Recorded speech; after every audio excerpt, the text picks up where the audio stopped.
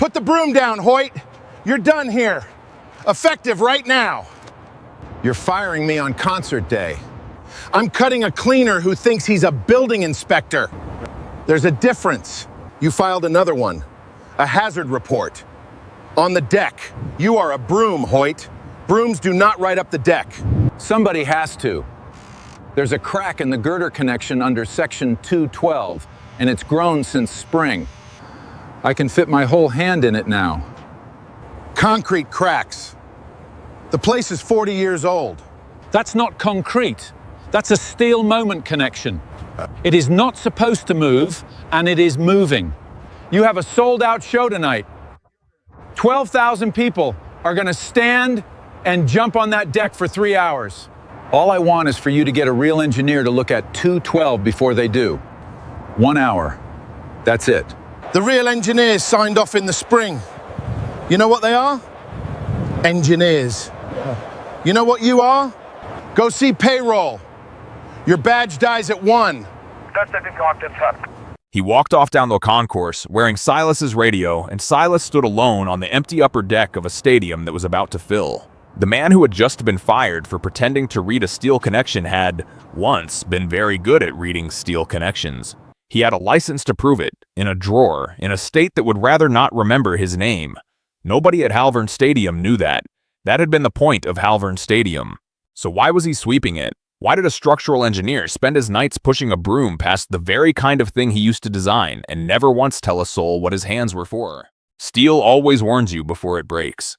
That was the truest thing Silas Hoyt knew, and it had cost him everything he had. The only real failure is nobody listening. Tonight, 12,000 people were going to sit down on a warning nobody had listened to, and the man who could hear it had a badge that died at 1. He did not leave. He should have. His badge stopped working at 1, the way Gary promised, and a security guard he had shared coffee with for 2 years gave him an apologetic look and walked him to the staff exit like a stranger. But Leo was working the concession stand on the 200 level, 14 years old, and proud of a job that paid in cash and free nachos. And Silas had told him he would drive him home after the show. And Silas did not break promises to his son. He had broken enough other things. So he waited. He bought a $5 coffee he could no longer afford at a stand outside the gates, and he sat on a low wall in the parking lot in the long summer evening, and he watched 60,000 people pour into the building he had been thrown out of, laughing, sunburned, wearing the band's shirt, carrying kids on their shoulders. Above them, on the upper rim, the deck of Section 212 caught the last of the sun. Silas took the brass thing out of his shirt pocket and turned it over in his fingers. It was a stamp, an engineer's seal, his name and his license number cut into the face of it in reverse so it would read forward in ink. He had not pressed it into ink in 12 years. He carried it anyway, the way a man carries a photograph of someone he could not save. He knew that deck the way you know a thing you have been quietly afraid of for a year. He worked nights, and at 2 in the morning, when the building was empty and honest, he would take his cart up to the upper concourse and stand under Section 212 and listen. A steel connection under load makes a sound, a small tick and settle, and a healthy one makes it once and stops. This one had started answering him back. In the spring, he had done the thing he had no business doing anymore. He had taken a crack comparator card out of his wallet. A little plastic card printed with lines of known widths that every structural engineer carries and no janitor owns, and he had measured the crack in the 212 connection. In April, it was the width of the edge of a business card. By June, he could lay the whole card flat inside it. He wrote that in his hazard reports in careful block letters, and Gary Trask threw every one of them in the recycling, because a broom does not carry a crack comparator, and a man who does is a man with a story nobody asked for. He had filed 4 of them since spring. He knew exactly how many, the way you know how many times you have said a true thing to a wall. After the second one, Gary had started rolling his eyes when Silas walked in. After the third, the other cleaners had started calling him the professor, not warmly. And Silas had taken it, and kept filing, because the alternative was to do the quiet thing again, and he had done the quiet thing once and 11 people were dead of it. So he had become, at 52, a man who annoyed a stadium into firing him rather than stop writing down a number nobody wanted. It was the smallest, most useless kind of courage. It had gotten him a pink slip at noon. And it would turn out, the only reason anyone in the building that night already had the danger written down in advance, in careful block letters, in a folder, waiting. His phone buzzed, a text from Leo up at the stand. "This band is literally my entire personality, Dad. If my shift ends before the encore, can I watch the last song from the seats?" Silas typed back, "One song, then you come find me." And Leo sent a row of exclamation points and a guitar, and Silas sat with his cold coffee and loved the kids so much it was hard to breathe. The gates closed, the lights came up. The show began, and Silas felt the first bass note of it come across the parking lot and up through the concrete wall into the seat of his pants. A low pulse, 60,000 people and 100,000 watts. And he closed his eyes and told himself it was fine. Buildings are strong. The engineers signed off in the spring. And a man who has been wrong once learns to distrust the one instrument he has left, which is himself. He was still telling himself that 2 hours later when the pulse changed. It happened during the second to last song, the one everybody knew. The one where the whole building stood up at once. Silas had come back in. He had talked his way to the staff exit vestibule to wait for Leo where it was dry. And from there, through an open tunnel, he could see a wedge of the upper deck, section 210, 211, 212, 12,000 people on their feet. And when the song hit its chorus, they began to jump. Not randomly. Together. That is the thing about a crowd and a song. A drummer gives 12,000 strangers one heartbeat, and they all come down on the same beat, again and again. Boom, boom, boom. A piston the size of a city block, and most of the time a building shrugs it off, because most of the time the building's own natural sway is nothing like the beat of the song. Most of the time. Silas felt it start in his teeth before he understood it in his head. The deck was moving, not the shudder of a crowd. A slow, deep, growing rise and fall, and it was falling into step with the jumping. And every time the crowd came down, the deck went down a little further. And every time it rose a little higher. And that is not a crowd shaking a building. That is a building learning to swing. For one long second, he did the thing he had trained himself to do for 12 years, which was to not trust himself. "You are a broom," said the voice that sounded like reason. "You got fired this afternoon for exactly this, for feeling things in your teeth and calling them structural. The engineers signed off in the spring. You are a bitter man looking for one more crack to be right about. Sit down, drink your cold coffee, wait for your boy."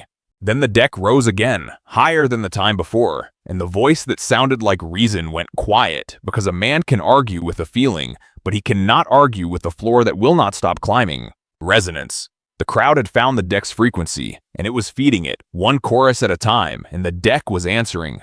He looked at it now with his eyes, and not just his teeth, and he could see it, if you knew how to see it, the top rows of 212 rising and falling against the fixed line of the light rig behind them, a whole section of stadium breathing, 12,000 people riding it up and down and loving it, filming it, screaming the words, because from the inside, a deck that has begun to swing feels like the best part of the show. That is the cruelty of it.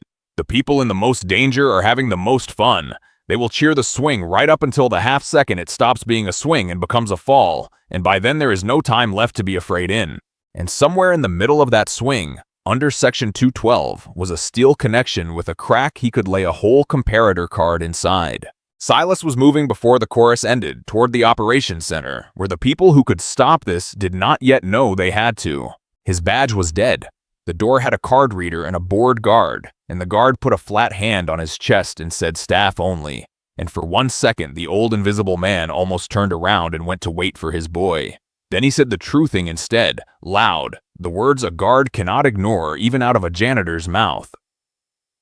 "The upper deck is failing. There are 12,000 people on it. Open the door."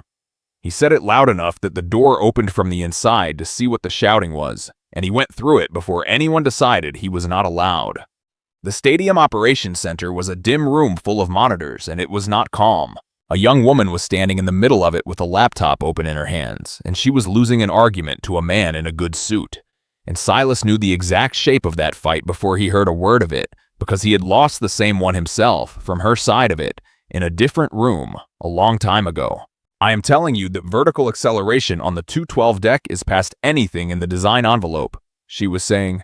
Elise Kerr, according to the badge, 28 years old, structural monitoring, a firm's logo on her polo. It has doubled in the last 4 minutes. It doubles again, and I cannot tell you the deck holds. Your sensor is picking up a crowd jumping. That's what a crowd does.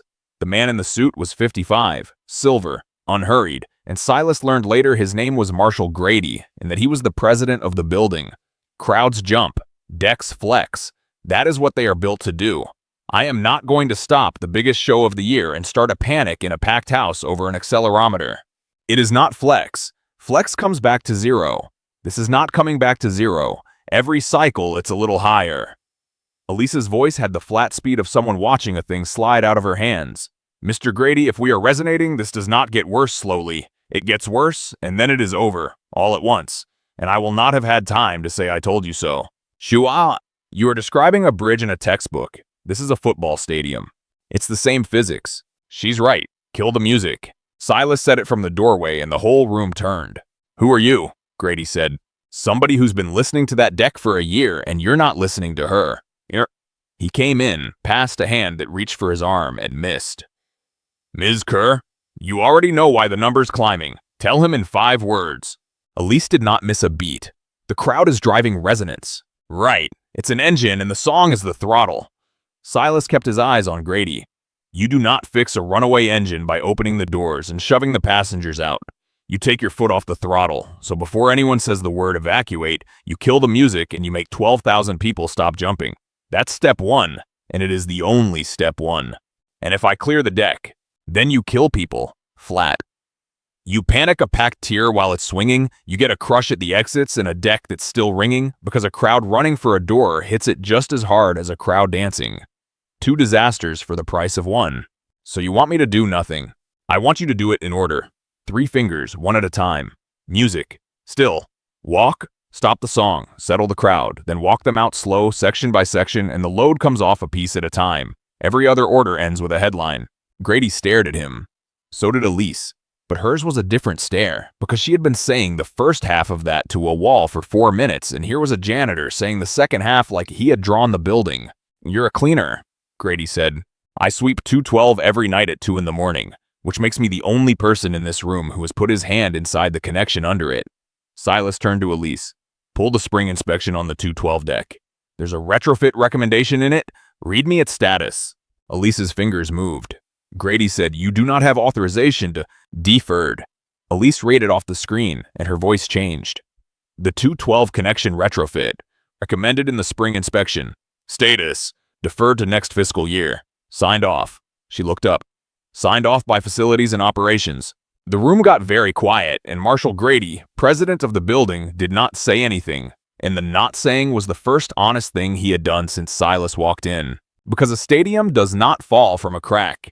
It falls from a meeting where somebody decided the crack could wait, and the somebody in that meeting was standing in this room in a good suit, and he had just heard his own signature read out loud with 12,000 people bouncing on the other side of it. Grady put one hand flat on the console, the way a man does when the floor of his own life tilts. He was not thinking about the deck anymore. He was thinking about the spring, about the meeting, about the number to fix it that had been ugly and the season that could not slip, and the single word he had signed, deferred, in a folder, in a hand that was about to become the most examined signature of his life. Silas watched him get there. He knew the trip. He had taken it himself in a different room 12 years ago, and it does not have a bottom.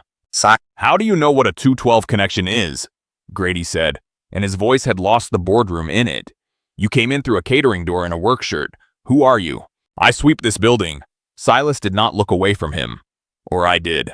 Until about 1 o'clock this afternoon, when your Mr. Trask cut me for filing a hazard report on that exact connection. It's the 4th one I filed. You can pull those too. Every one of them says the same thing, in a cleaner's handwriting, because a cleaner is the only person in this building who walks past that joint at 2 in the morning when it's quiet enough to hear it move. A cleaner does not know what a moment connection is. Elise had gone still, looking at her own screen now, at something that was not the sensor data. She had done the thing that people who work near liability learn to do when a name starts to matter. She had typed it into a search. She read it once, to herself, and then she read it again, because the second reading is the one you do when you do not trust the first. Silas Hoyt, Elise said quietly. You're Silas Hoyt. You were the engineer of record on the fairgrounds grandstand. The room which had been quiet became a different kind of quiet. That's a licensed structural engineer, Elise said to Grady, to the room, to herself. That was a licensed structural engineer. He held a PE. That grandstand is in my graduate textbook. It's the case study they teach so it never happens again. She looked at Silas, and there was no accusation in it, only a kind of astonishment. You've been sweeping this building. 12 years, Silas said. Why? And Silas Hoyt, who had not answered that question honestly for 12 years, did not answer it now either, because the deck was still swinging and there was a clock on all of it, and the clock was a song. Later, he said. If there's a later. Right now, somebody with the authority to do it needs to kill the music, and it needs to be in the next 90 seconds because they're about to play the last one. Grady did not move. He stood looking at the number, doing the arithmetic of his own ruin, and the encore was 90 seconds out. And here's where it nearly went into the ground, because for a moment Silas Hoyt did the thing that had killed 11 people 12 years ago. He stopped fighting. It happened quietly, the way it always did. He had said his piece.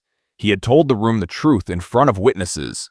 It's their building, said the old tired voice that always sounded like reason. Their call, their liability. You warned them. Go find your boy at the stand, get clear, let the suits decide. That's all a person can do.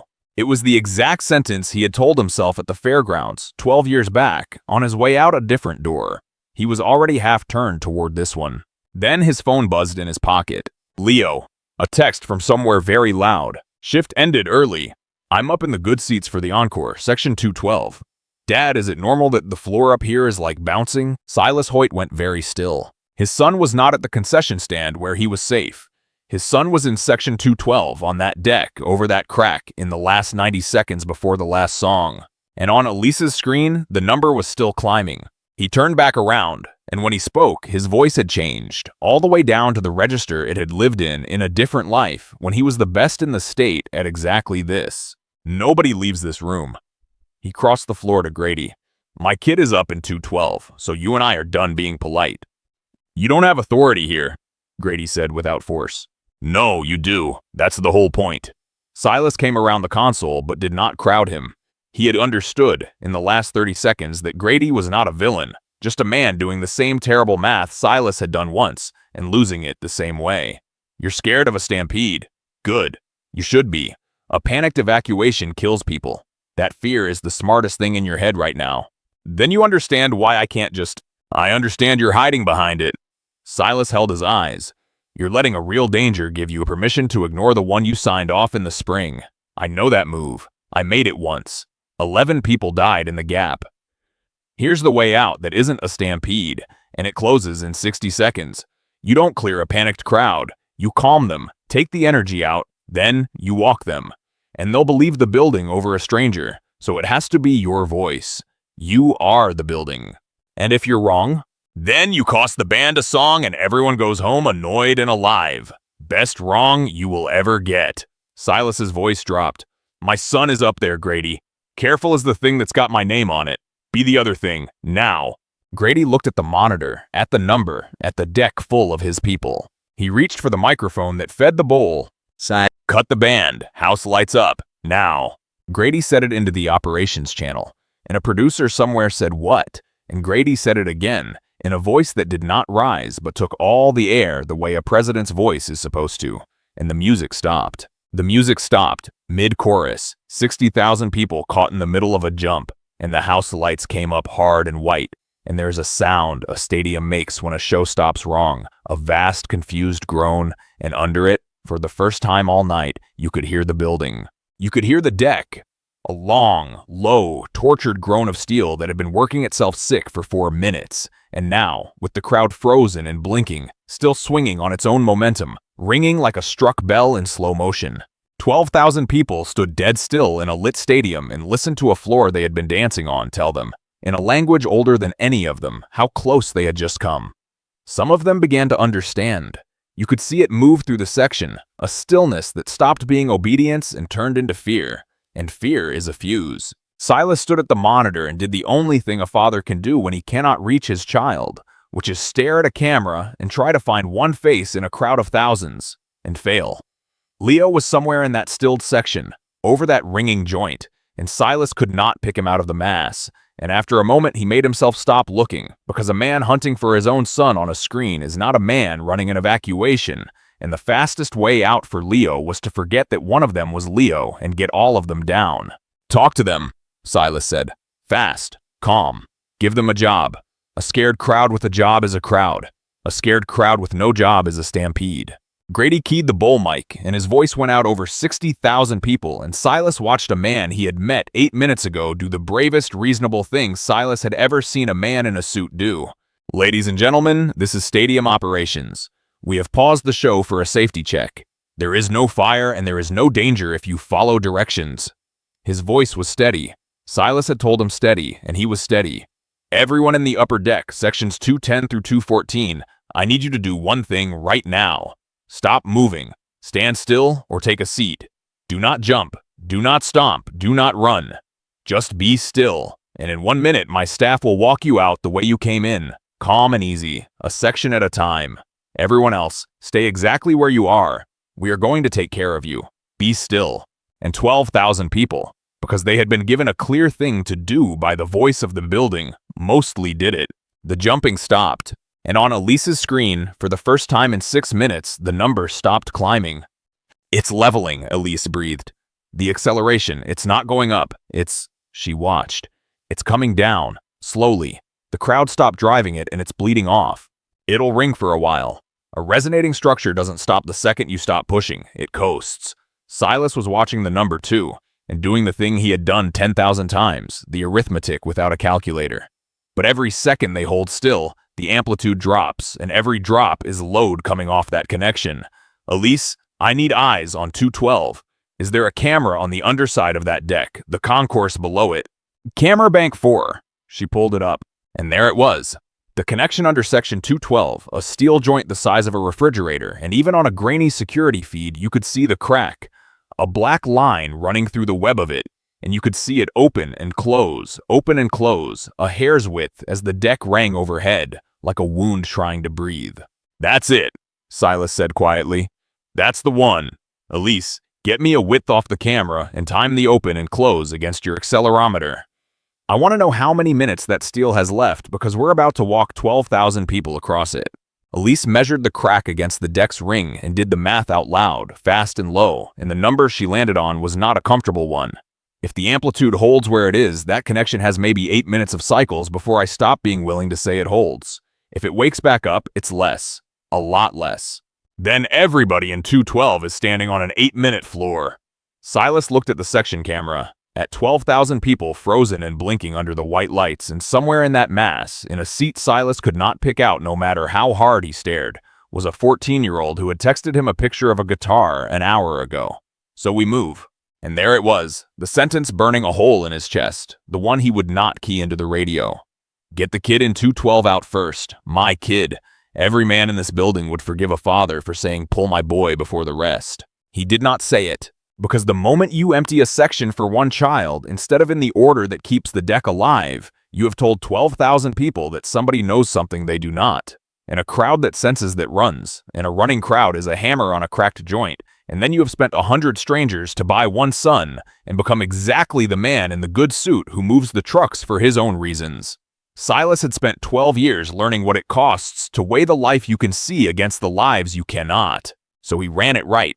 He ran it for everyone. In the order the steel could survive, 212 first because it was the 6th section and not because his boy was in it, and he kept his son's name behind his teeth. And it was the hardest arithmetic of a life that had been full of hard arithmetic. Gary Trask, it turned out, was good at exactly one thing, and it was the thing that mattered. They found him on the upper concourse, and he had a radio and a vest and a loud voice and 30 years of moving crowds through gates. And when Silas came up the stairs 2 at a time with Elise behind him, Gary's first instinct was to square up, because the last time he had seen Silas Hoyt, he had fired him. You're not supposed to be... Gary. Silas cut him off, but not unkindly. You were right this afternoon. I'm a broom.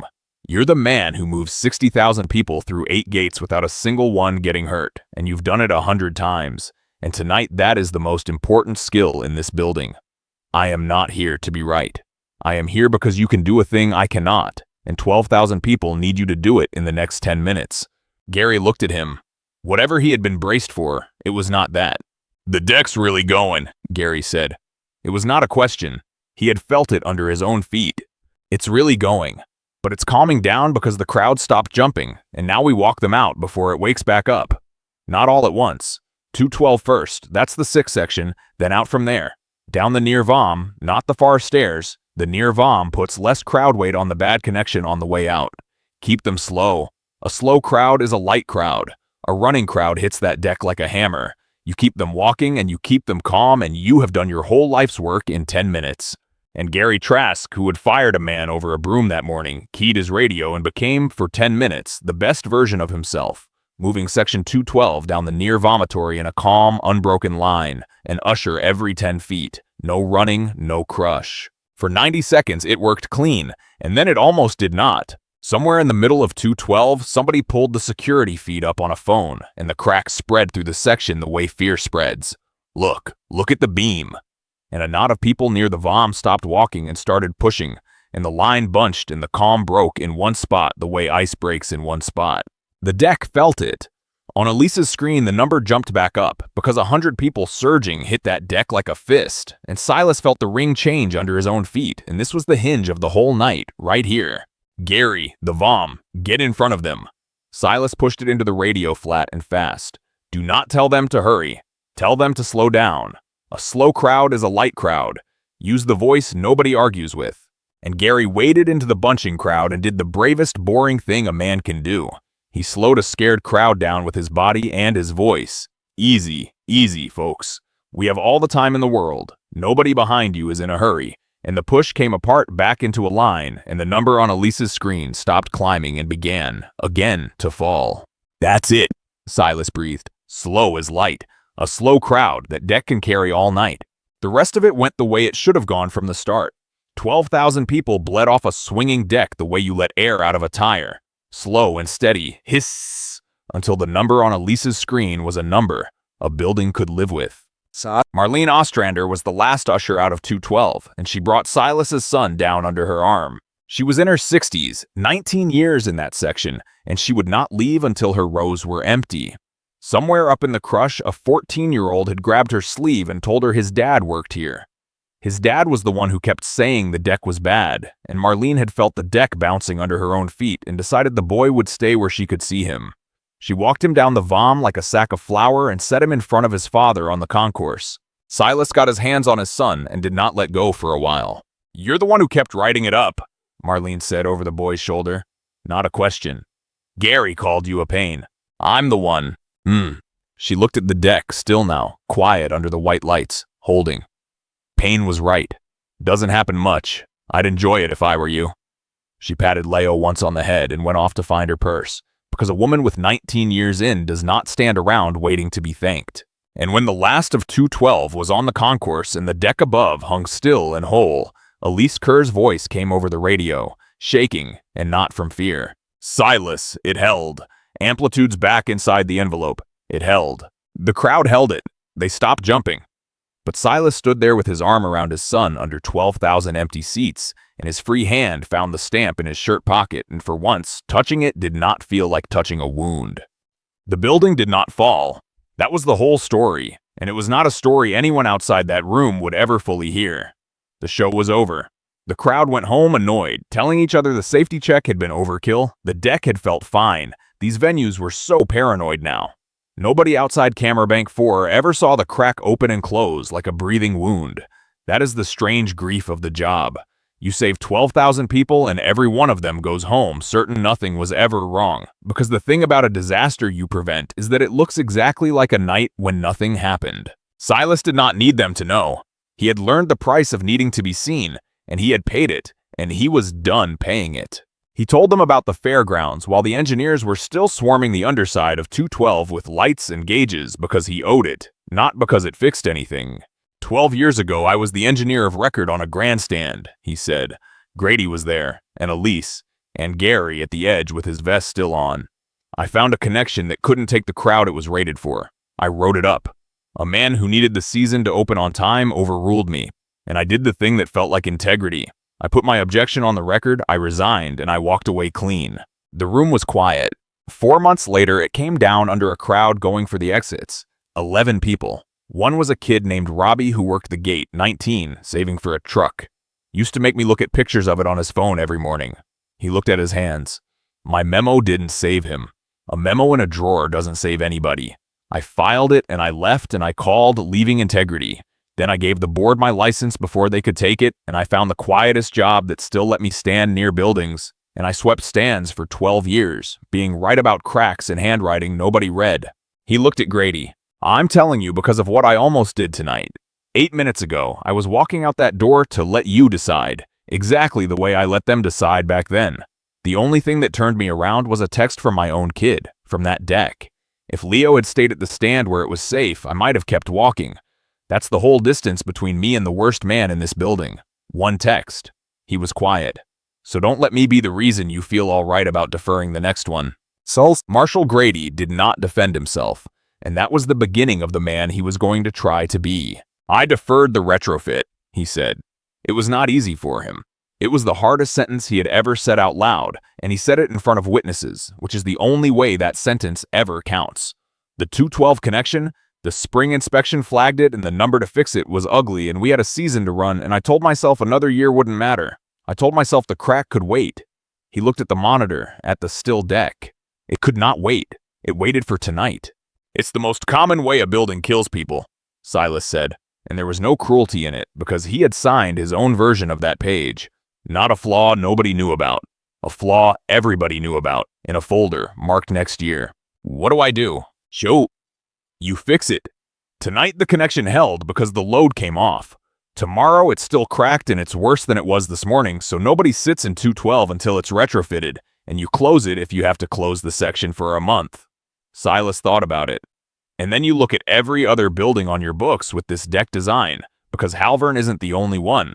This was a standard detail in the 80s, and somewhere out there is another 212 with another crowd on top of it and another folder that says next year. You have the reach to check all of them, so check all of them. That's the fix. Not the one connection, the habit that deferred it. They offered him things after. Grady offered him a job, director of structural safety, name the salary. Silas said no before the sentence was finished, and not unkindly, because a man does not go to work for the meeting that deferred the crack. He makes sure the meeting answers for it, and it would. Grady's signature was on that deferral, in a folder, with a date on it, and there would be an investigation now. A real one, and to the first credit of his life, Grady did not try to duck it. The engineering firm's principal called at 2 in the morning and offered real help with the licensing board, and that one Silas did not answer yet, because he had learned to distrust the version of himself that makes big decisions inside big feelings.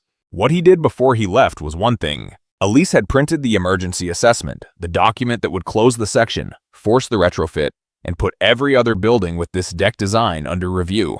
It needed an engineer's seal to move. The only licensed engineer in the building at 2 in the morning was a woman 11 months into her license, and her hands were shaking. I can seal it. It's in my scope. She looked at the page like it might bite. But if this closes a section of a stadium and I'm wrong, I'm 28 and it's my whole show? You're not wrong. You were right for 4 minutes in a room that wouldn't listen. Silas took the brass stamp out of his shirt pocket. 12 years, and not once pressed to ink. But nobody should carry a thing this size alone at 11 months. On my license is surrendered. This seal is legally worth nothing, and I'm not going to stand here and pretend it is. He said it plainly, because she deserved plain. But there's a line at the bottom for a reviewing engineer, and that line doesn't need a license. It needs a person willing to put his name next to yours and swear in a deposition, under oath. I read this too, and I stand behind every word of it. You're 11 months in, and you've got a whole career for them to take. I've got nothing left for anybody to take at all. So if they come for this assessment, they come through me first, and I would love for them to try. He opened the ink pad, and for the first time in 12 years, Silas Hoyt pressed his seal into ink and set his name on a document that mattered next to hers, under the words reviewing engineer, and his hand did not shake. There, he said. That's not you carrying it alone. That's 2 names in a fight nobody sane wants. Leo was asleep in this passenger seat of the truck when Silas finally pulled out of the empty lot at 3 in the morning, past the dark stadium with its one section roped off, and he was 14 and he slept the way the young sleep, like the world had not almost tipped over. Silas drove into the ordinary night, and he felt older than he had that morning, and also, strangely, younger, the way you feel when you finally set down a thing you have been carrying so long you forgot it had weight. Leo stirred. Did it fall? No, Silas said. It held. Because of you.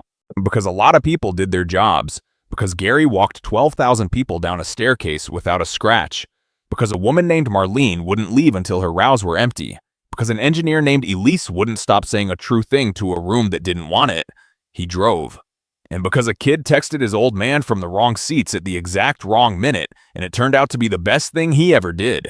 Leo was quiet a moment. Then, in the dark, you stamped something. I saw. You never do that. I never did. Silas put his hand on the top of his son's head for a second, the way he used to when the boy was small enough to carry. Turns out I still know how. Turns out you don't stop being the thing you are just because you spent 12 years pretending you weren't. You just stop pretending, one night, because somebody makes you, and then your hands remember. He drove his sleeping son home through the last of the dark, and in his shirt pocket the brass seal rode along, wet with ink for the first time in 12 years, and it did not feel like a photograph of someone he could not save. It felt like a tool. It felt like the beginning of putting it back to work. Steel always warns you before it breaks. Somebody just has to be willing to hear it, and then to stay in the room, and then to sign their name. Silas Hoyt had finally, after 12 years, been all three.